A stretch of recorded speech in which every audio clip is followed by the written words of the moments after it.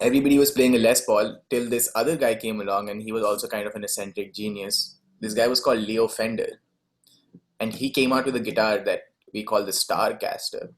All right, and that was kind of like a Telecaster, but an older version of it, right? But yeah, so tellies you look like this. Hold up.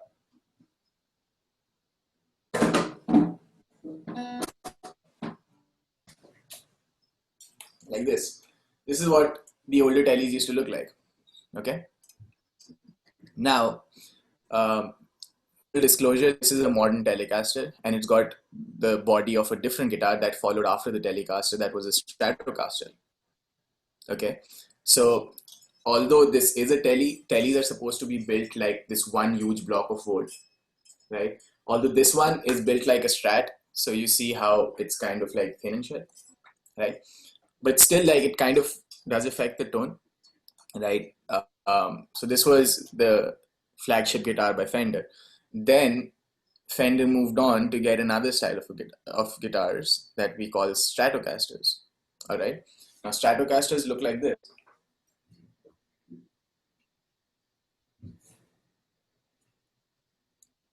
Okay. So now, what is the stark difference between all the guitars and this that I just showed you? Yes, this is blue, so it's beautiful, but also the fact that it's got single coil pickups. So you see, like people call these lipstick pickups, right? I just call them bindi pickups. It doesn't matter. It doesn't matter. You can call them anything you want. The crux of the matter is that you see these little single coils. It gives them a very specific sound.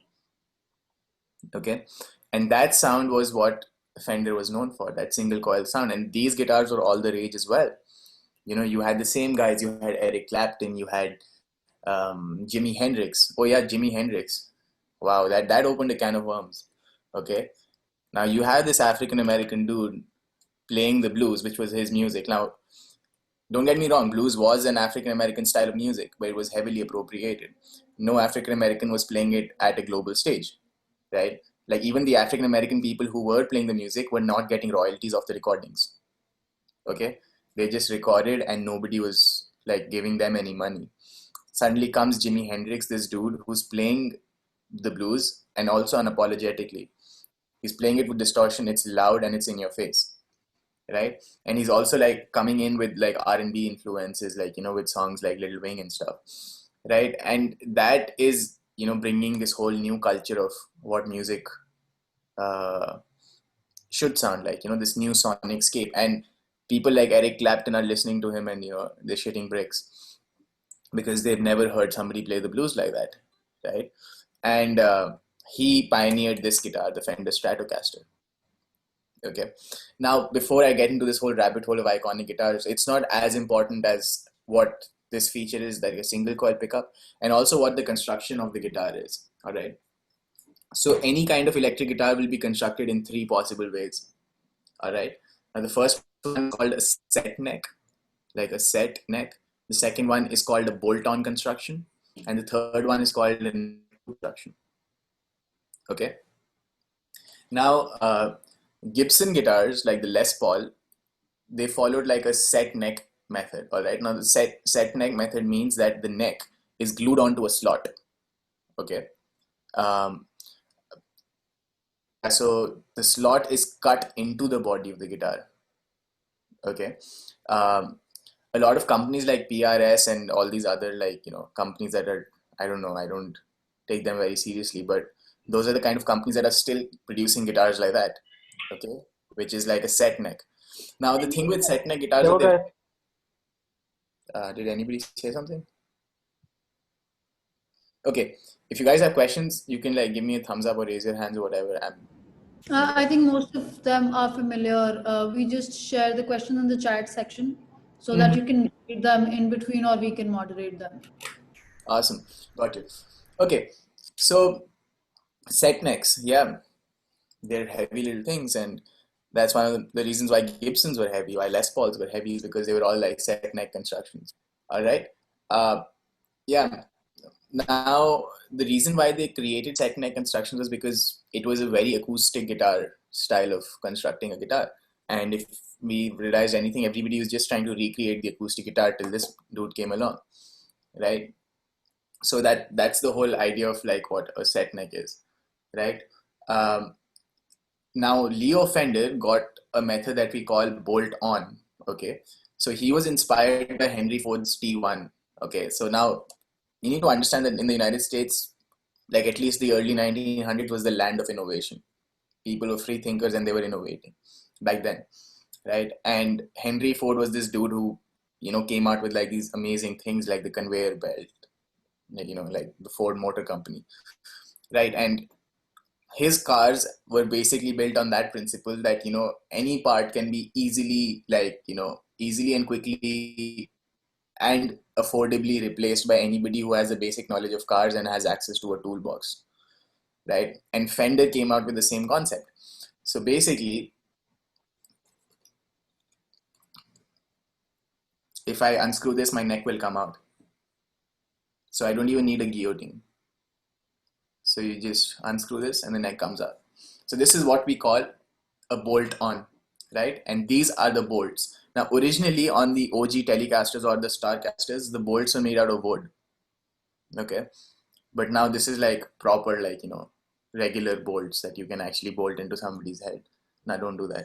But yeah, so this is what we call a set neck, right? And these bolts have basically fastened the neck into like a little pocket. So if you check it out here, right, it's not a hole inside the body, it's a little pocket that's been carved out for it.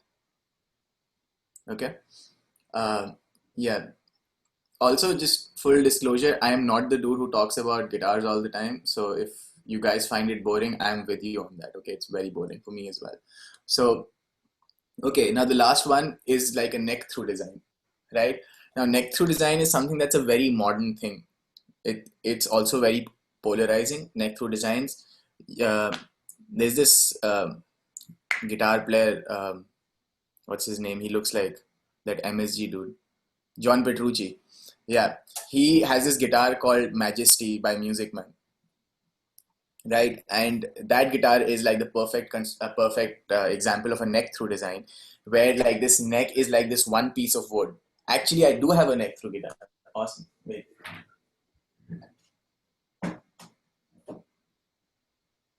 Hold on, just give me a second.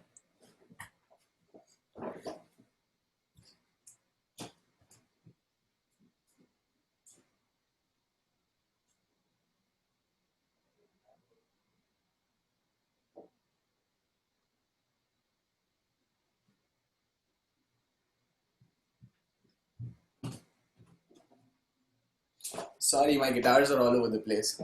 But yeah, this is what neck through design is, where the neck is like one entire piece of wood, and then these are attached as like,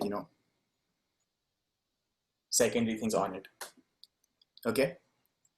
So yeah, those are like the basic three ways that a guitar will be formed, and they all have their own like texture, right? And so like a set neck sounds like an acoustic guitar, right?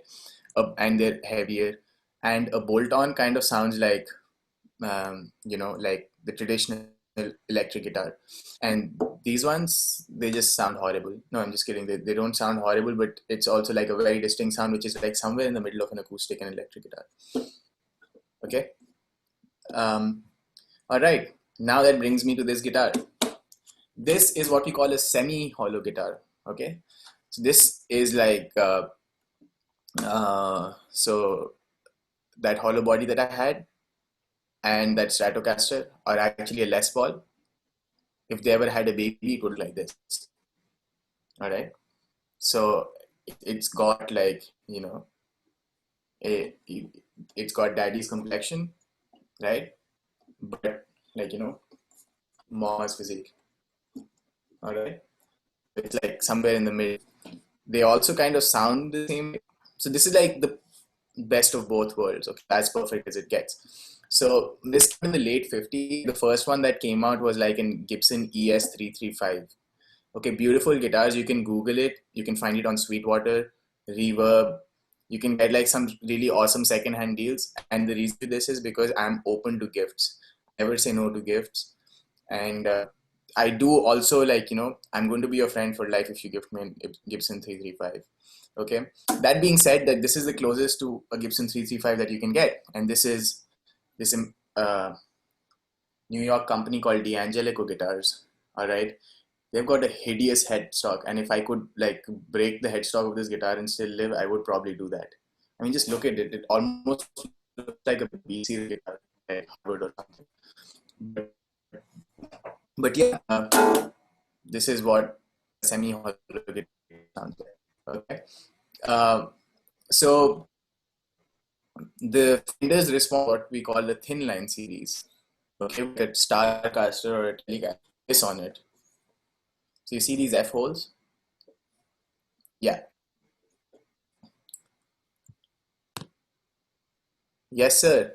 Although because I needed to condense the entire program to like 1.5 hours, and if you know anything about me, I like to speak at length, right? I mean, I can go on for like 3 or 4 hours, and some of you've done those like 5 hour clinics with me, so you know that I mean, if I want to talk about shit, I can. I will send you some material on woods and stuff, right? The woods, the strings, the nut, and everything, the bridge. But like, I'm going to avoid getting into the details of what kind of woods sound in which way, but I'm just going to give you like a table which compares all of these guitars and the way they're going to sound. But yeah, anyway, coming back to the point. Yeah, so semi-hollow guitars have like a good sustain, like a solid body guitar. They have a brighter sound if compared to their hollow body counterparts, and they also have some sort of resistance to feedback, right? And still, they also kind of have like a richness that the hollow body guitar brings into the equation. So if I have to put like all these three guitars next to each other, like a hollow body, a semi-hollow, and a solid body guitar, there are certain parameters that I use to compare all of them. Right, the first one is sustain. Right, so sustain on a hollow body will be as long as, or maybe slightly a little less than, an acoustic guitar that's built in the same way. Right, because it's like the closest to an acoustic that you can get. A semi-hollow though has a longer sustain. Like, so if I play one note on this, I can hold it for longer than an acoustic guitar for sure. So obviously it'll be longer than a hollow body as well. Right. With an electric guitar, I have sustain for as long as I want. Right. So if I plugged in my electric guitar, I just play a note, it'll sustain for days unless I stop it, or I have like a really shitty amp or something. Right. Now the next parameter is brightness. Okay, so now a hollow body guitar is typically dark. It sounds like an acoustic guitar. Also, before I get into more adjectives, there's something about adjectives that I want to tell you. So when I went to school, I realized that people love calling things some names. So like people would call, like, you sit down with audio engineers and they're the worst. All right, audio engineers are like the worst kind of people to deal with. And if you start talking to them, they'll say stupid shit like, oh, can you make it sound like a little dry, a little wet? Can you make it sound like bright? Can you make it sound dark? And I don't know what they're talking about, okay? But I just smile and nod my head and I do something. They're like, yeah, that. And I don't even know what I did. I probably just played the same